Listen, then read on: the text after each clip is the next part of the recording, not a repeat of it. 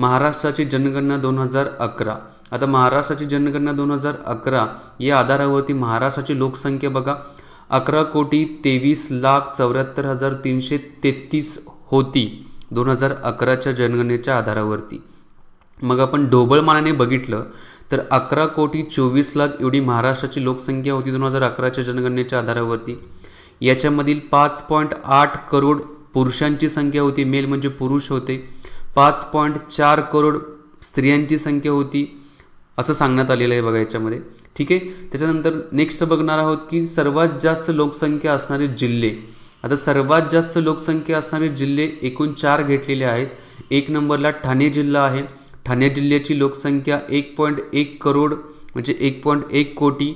देशामधील सर्वात जास्त लोकसंख्या असणारा हा ठाणे जिल्हाच आहे की जिल्ह्याच्या दृष्टिकोनातून सर्वात जास्त लोकसंख्या. आता 2013-14ला काय झालं, 14ला पालघर ठाणेमधून वेगळा करण्यात आलेला आहे. पण 2011च्या जनगणनेचा विचार केला तर पालघर हा ठाण्याचाच भाग म्हणून देण्यात आलेला आहे. पण 2021ची जी जनगणना असेल या 21च्या जनगणनेमध्ये ठाण्याची वेगळी लोकसंख्या मोजली जाईल आणि पालघरची वेगळी लोकसंख्या मोजली जाईल. 2 नंबरला आहे ते पुणे आहे. पुण्याची लोकसंख्या 94,27,000 आहे. मुंबईची लोकसंख्या मुंबई उपनगर देण्यात आलेला आहे बघा. मुंबई उपनगराची लोकसंख्या 93,32,000 आहे असं म्हटलेलं आहे 2011च्या जनगणनेच्या आधारावरती. नाशिकची लोकसंख्या 61 लाख आहे. आता सर्वात जास्त लोकसंख्या असणारे हे 4 जिल्हे आहेत लक्षात घ्या. आता सर्वात कमी लोकसंख्या असणारे जिल्हे कोणते आहेत बघा. 1 नंबरला जो आहे तो सिंधुदुर्ग आहे. सिंधुदुर्गची लोकसंख्या 8,89,000 आहे. 2 नंबरला आहे तो गडचिरोली आहे. गडचिरोलीची लोकसंख्या जी आहे 10,72,000 आहे. हिंगोली 3 नंबरला आहे 11,79,000 हिंगोलीची. वाशिमची 11,97,000. म्हणजे याच्यातून आपल्याला एक गोष्ट क्लिअर झाली बघा. महाराष्ट्रामध्ये सर्वात जास्त लोकसंख्या असणारा जिल्हा ठाणे जिल्हा आहे आणि महाराष्ट्रामध्ये सर्वात कमी लोकसंख्या असणारा जिल्हा कोणता आहे तर सिंधुदुर्ग जिल्हा आहे. नेक्स्ट पॉईंट काय देण्यात आलेले बघा, लोकसंख्येची घनता. आता लोकसंख्येची घनता कशाला म्हटलं जातं मी सांगितलं बघा की हा एक चौरस किलोमीटरचा एरिया घेतला. या चौरस किलोमीटर एरियामध्ये किती लोक राहतात त्यालाच लोकसंख्येची घनता असं म्हटलं जातं. महाराष्ट्रामध्ये चौरस किलोमीटर 365 किलोमीटर स्क्वेअर एवढा काय आहे तर लोकसंख्येची घनता आहे. म्हणजेच एक चौरस किलोमीटर एरियावरती 365 सर्वसाधारण सरासरी लोक राहत आहेत हे आपल्याला याच्यावरून समजत आहे. तेच जर 2011च्या जनगणनेचा विचार केला तर 2011च्या जनगणनेच्या आधारावरती 315 काय होतं तर लोकसंख्येची घनता होती महाराष्ट्राची. देशाच्या बाबतीमध्ये लोकसंख्येची घनता किती होती 2011च्या जनगणनेच्या आधारावरती तर 382. महाराष्ट्राची किती 365. म्हणजे महाराष्ट्राची लोकसंख्येची घनता देशाच्या सरासरी लोकसंख्येच्या घनतेपेक्षा काय आहे कमी आहे. आता नेक्स्ट सर्वात जास्त लोकसंख्येची घनता असणारे जिल्हे कोणते आहेत आणि सर्वात कमी लोकसंख्येची घनता असणारे जिल्हे कोणते आहेत. सर्वात जास्त लोकसंख्येची घनता असणारा 1 नंबरचा जिल्हा आहे मुंबई उपनगर आहे. 20,925 लोकसंख्या आहे. 2 नंबरला मुंबई आहे 20,038 लोकसंख्या आहे. 3 नंबरला ठाणे आहे 1157 लोकसंख्या आहे आणि 4 नंबरला पुणे आहे 603 लोकसंख्या आहे दर चौरस किलोमीटर एरियाच्या अंतर्गत किंवा किलोमीटर स्क्वेअरच्या अंतर्गत. सर्वात कमी लोकसंख्येची घनता असणारे जिल्हे कोणते आहेत. 1 नंबरला जो आहे तो गडचिरोली आहे 74 आहे. 2 नंबरला सिंधुदुर्ग आहे 163 आहेत. 3 नंबरला चंद्रपूर आहे 192 आहे आणि 4 नंबरला रत्नागिरी आहे 196. अशा पद्धतीने सर्वात कमी लोकसंख्या असणारे जिल्हे लोकसंख्येची घनता असणारे जिल्हे. म्हणजे याच्यातून आपल्याला काय समजलं की सर्वात जास्त लोकसंख्येची घनता असणारा जिल्हा कोणता आहे तर मुंबई उपनगर आहे की ज्याची लोकसंख्या 20,925 किलोमीटर स्क्वेअर आहे. ते जर सर्वात कमी लोकसंख्येची घनतेचा जर जिल्हा बघितला तर तो कोणता आहे तर गडचिरोली आहे. किती आहे तर 74 किलोमीटर स्क्वेअर एवढी काय आहे तर लोकसंख्येची घनता आहे. नेक्स्ट पॉईंट आपण बघणार आहोत की लिंग गुणोत्तराच्या बाबतीमध्ये. लिंग गुणोत्तर कसं काढलं जातं तर आपल्याला माहिती आहे की 1,000 पुरुषांच्या पाठीमागे महिलांची संख्या किती आहे ही महिलांची संख्या जशी काढली जाते यालाच काय आपण म्हणतो तर लिंग गुणोत्तर असं म्हणतो। आता इथं आपल्याला दिसत आहे बघा 1000 पुरुषांच्या पाठीमागे 2011च्या जनगणनेच्या आधारावरती विचार केल्यास महाराष्ट्राच्या बाबतीमध्ये 929 काय आहे तर पुरुषांच्या तुलनेमध्ये लिंग गुणोत्तर आहे। तेच जर 2011ची जनगणना विचारात घेतली तर किती आहे तर 922 देण्यात आलेला आहे। आता सर्वात जास्त लिंग गुणोत्तर असणारे जिल्हे इथे देण्यात आलेले आहेत। जास्तीकडून कमीकडे सिक्वेन्स लागलेला आहे बघा इथं, आणि सर्वात कमी लिंग गुणोत्तर असणारे इकडे जिल्हे देण्यात आलेले आहेत। ठीक आहे, इकडून बघा कमीकडून जास्त खाली जात आहे बघा, लक्षात घ्या, व्यवस्थित मुद्दे लक्षात घ्या।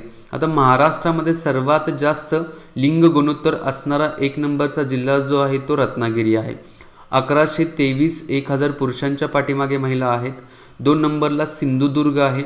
सिंधुदुर्गमध्ये 1037 महिलांची संख्या ही पुरुषांच्या तुलनेमध्ये। 3 नंबरला गोंदिया आहे, 996 आहे 1000 पुरुषांच्या पाठीमागे। आणि 4 नंबरला सातारा जिल्हा आहे, 986 आहेत एकूण 1000 पुरुषांच्या पाठीमागे।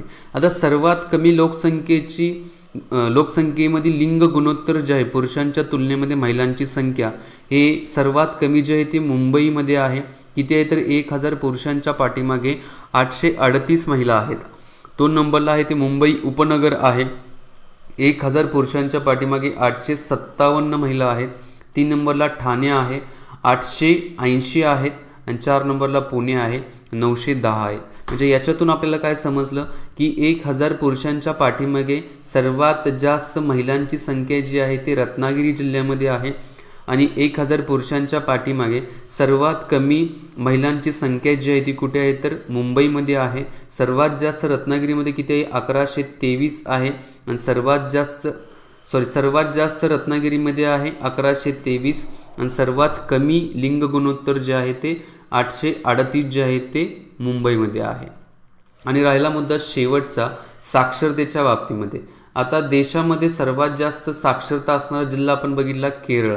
आता महाराष्ट्राच्या बाबतीमध्ये साक्षरतेचा विचार केल्यास महाराष्ट्रामध्ये साक्षरता जी आहे ती किती आहे तर 82.3% आहे 2011च्या जनगणनेच्या आधारावरती। आणि पुरुषांचे साक्षरतेचे प्रमाण किती आहे तर 88.4% आहे महाराष्ट्रामध्ये, आणि स्त्रियांचं जे आहे ते 75.9% आहे। जर आपण शहरी आणि ग्रामीण असा जर भेदभाव केल्यास आपल्याला लक्षात येईल की ग्रामीण भागामध्ये साक्षरतेचे प्रमाण 77% आहे 2011च्या जनगणनेच्या आधारावरती, आणि अर्बन शहरी भागाचा विचार केला तर 88.7% काय आहे तर साक्षरता आहे शहरी भागामध्ये। आणि या आधारावरती मग काय केलेलं आहे तर डिवायडेशन करण्यात आलेलं आहे। कसं तर सर्वात जास्त लोकसंख्येमध्ये साक्षरता असणारा जिल्हा आणि सर्वात कमी लोकसंख्येमध्ये साक्षरता असणारा जिल्हा। सर्वात जास्त लोकसंख्येमध्ये साक्षरता असणारे सर्वात 3 जिल्हे देण्यात आलेले बघा। 1 नंबरला जो आहे तो मुंबई उपनगर आहे, 90.90% साक्षरता आहे। 2 नंबरला नागपूर आहे, 89.52% आहे। 3 नंबरला मुंबई आहे, 88.48% आहे। आता सर्वात कमी साक्षरतेचे प्रमाण असणारे जे जिल्हे आहेत, नंदुरबार 1 नंबरला आहे, 63.04% साक्षरता आहे नंदुरबारमध्ये। 2 नंबरला गडचिरोली आहे, 70.55% साक्षरता आहे, आणि 3 नंबरला बीड आहे, 73.53% साक्षरता आहे। म्हणजे याच्यातून आपल्याला काय समजलं की सर्वात जास्त साक्षरता असणारा जिल्हा मुंबई उपनगर आहे, आणि सर्वात कमी साक्षरता असणारा जिल्हा नंदुरबार हा जिल्हा आहे। पुन्हा एकदा मी शॉर्टमध्ये याची पुन्हा रिव्हिजन करतो बघा। महाराष्ट्रामधील 2011च्या जनगणनेच्या आधारावरती लोकसंख्येची माहिती तर देण्यात आलेली आहे। आता 2011च्या जनगणनेच्या आधारावरती विचार केल्यास आपल्याला इथं कळते की 11.24 करोड एवढी लोकसंख्या आहे। त्यातली 5.8 करोड पुरुषांची संख्या आहे, 5.4 करोड महिलांची संख्या आहे। सर्वात जास्त लोकसंख्या असणारा जिल्हा ठाणे जिल्हा आहे, 2 नंबरला पुणे आहे, 3 नंबरला मुंबई उपनगर आहे, 4 नंबरला नाशिक आहे। सर्वात जास्त लोकसंख्या आपण बघितली कोणत्या जिल्ह्यामध्ये आहे। आता सर्वात कमी लोकसंख्या सिंधुदुर्गमध्ये आहे, 2 नंबरला गडचिरोली आहे, 3 नंबरला हिंगोली, 4 नंबरला वाशिम आहे।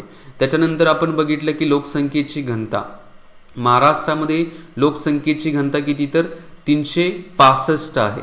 365, 2001च्या जनगणनेच्या आधारावरती विचार केला तर 315 आहे। आता याला बेस पकडून जर आपण विचार केला तर आपल्याला कळेल की सर्वात जास्त लोकसंख्येची घनता जी आहे ती मुंबई उपनगरामध्ये आहे, 2 नंबरला मुंबईमध्ये आहे, 3 नंबरला ठाणे आहे, 4 नंबरला पुणे आहे।